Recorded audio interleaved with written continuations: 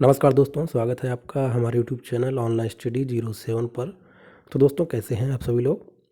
उम्मीद करता हूँ आप सभी अच्छे होंगे, घर पर होंगे, सुरक्षित होंगे और जमकर तैयारी कर रहे होंगे। तो दोस्तों, जैसा कि आपको मालूम है, आज है 30 दिसंबर और आज सीटेट का पेपर हुआ है। शिफ्ट 1 का पेपर हो चुका है और आज मैं लेकर आया हूँ आपके पास वो प्रश्न जो सीटेट में आए थे और शिफ्ट 1 में आए थे। तो देखते हैं क्या आपको ये प्रश्न आते हैं। अभी अपनी देखिए कि आपकी तैयारी कैसी है। क्या आपको ये सारे प्रश्न जो आए हुए हैं आपको आते थे। अगर आपको आते हैं तो मान के चलिए कि आपकी तैयारी अच्छी है। अगर नहीं आते हैं तो आप देखिए कौन से क्वेश्चन नहीं आ रहे हैं और कहाँ पर आपको मेहनत करने की ज़रूरत है। तो चलिए समय ना बर्बाद करते हुए शुरू करते हैं आज का वीडियो। तो चलिए शुरू करते हैं सीटेट 30 दिसंबर शिफ्ट 1 के क्वेश्चन। और बहुत ही जल्दी शुरू खत्म हो जाएगा, कोई ऐसा नहीं है, बहुत समय नहीं देना पड़ेगा आपको और बहुत जल्दी करवाऊँगा। देखिए, पहला क्वेश्चन था पुनर्बलन का सिद्धांत। तो ये आपको मालूम होगा, स्किनर ने दिया था। और ये जो पेपर आ रहे हैं इनको आप देख रहे हैं तो इससे फ़ायदा क्या होगा, इसी से काफ़ी क्वेश्चन आपको मिल भी जाएंगे जब आप आगे एग्ज़ाम देने जाएंगे। जैसे मान लीजिए आपका जनवरी में कोई एग्ज़ाम है और आप ये सारे शिफ्ट के क्वेश्चन देख के जाएंगे तो आपको बहुत से क्वेश्चन इसी से मिल जाएंगे, या आपको एक मिल जाएगा कि आपको किस दिशा में तैयारी अपनी करनी है। तो पहला हो गया क्वेश्चन। फिर दूसरा है, कक्षा में सारे बच्चों को पाठ्यक्रम समझ में नहीं आ रहा है तो किसकी कमी है। तो देखिए, अगर ऑप्शन में आपका पाठ्यक्रम लिखा हो तो पाठ्यक्रम की कमी हो जाएगी। अगर पाठ्यक्रम ना लिखा हो तो शिक्षण विधि की कमी हो जाएगी। तो ये आपको ध्यान रखना है कि आपके एग्जाम्पल क्या क्या हैं। फिर अगला क्वेश्चन एक प्याजे से आया था और कमेंट करके बताइएगा कौन सा क्वेश्चन था। फिर है, बच्चा अपनी माँ के साथ पढ़ रहा है तो कौन प्रकार की शिक्षा, मतलब किस प्रकार की शिक्षा दी जा रही है। तो ये होगी आपकी प्राथमिक शिक्षा जो घर में दी जाती है, माँ के द्वारा दी जाती है। फिर एक क्वेश्चन आया था रेड डाटा बुक। तो रेड डाटा बुक जो होती है वो होती है विलुप्त जीवों के ऊपर होती है कि कौन जो जीव विलुप्त होने के कगार पर हैं उनके लिए एक रेड डाटा बुक जारी की जाती है। फिर है, एक शिक्षक मानचित्र से पढ़ा रहा है तो किस प्रकार की शिक्षा दे रहा है। अगर शिक्षक मानचित्र से पढ़ा रहा है तो यानी कि वो निश्चित रूप से ही दिशा और स्थिति के बारे में बात कर रहा होगा।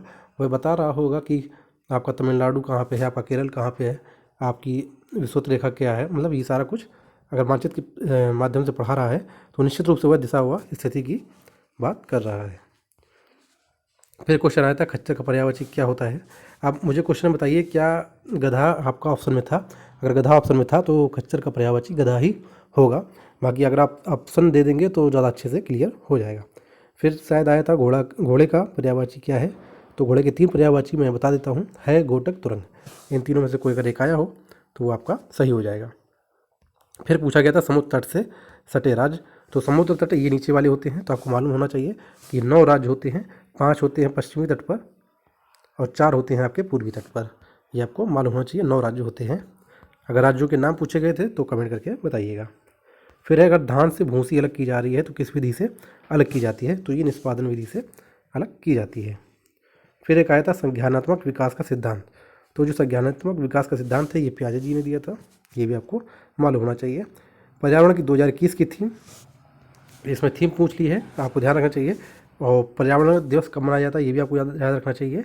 ये आपका 5 जून को मनाया जाता है और 2021 की थीम थी इकोसिस्टम रिस्टोरेशन, जिसको हिंदी में बोलेंगे तो पारिस्थितिकी तंत्र की बहाली। अभी आप देख रहे होंगे कितना समय हुआ है, केवल 3 मिनट हुए हैं और हमने काफ़ी क्वेश्चन कवर कर लिए हैं। फिर एक कोई क्वेश्चन आया था यूपी में मकर संक्रांति से संबंधित था, और क्या क्वेश्चन था पूरा क्वेश्चन नहीं मालूम है तो इस वजह से नहीं बता पा रहा हूँ। अगर आपका पूछे यूपी में मकर संक्रांति त्यौहार मनाया जाता है, केरल में आपका ओणम मनाया जाता है, और अगर केरल के नृत्य पूछ दिया जाए तो कथकली नृत्य होता है, यूपी में नृत्य पूछ दिया जाए तो कथक होता है, तमिलनाडु में पूछ दिया जाए तो पोंगल। फिर एक क्वेश्चन मैथ का है, 36, 54, 72 का लासा और मासा का अंतर क्या होगा। तो देखिए, लासा निकालेंगे तो 216 निकलेगा और मासा निकालेंगे तो 18 निकलेगा, माइनस कर देंगे तो 198 आपका आंसर सही हो जाएगा। फिर एक आया था ZPD से समीपस्थ दूरस्थ का विकास, ये कल भी आया था, आपको मैंने बताया था, यही फिर आया है, आज भी आया है, तो इसका सही हो जाएगा आंसर वाइगोस्की। तो दोस्तों, ये थे कुछ क्वेश्चन जो हमें मिले और हमने आपके साथ साझा किए। बाकी और भी कोई आपको दिक्कत हो तो कमेंट करके बताइएगा। बाकी पढ़ते रहिए, तैयारी करते रहिए। धन्यवाद।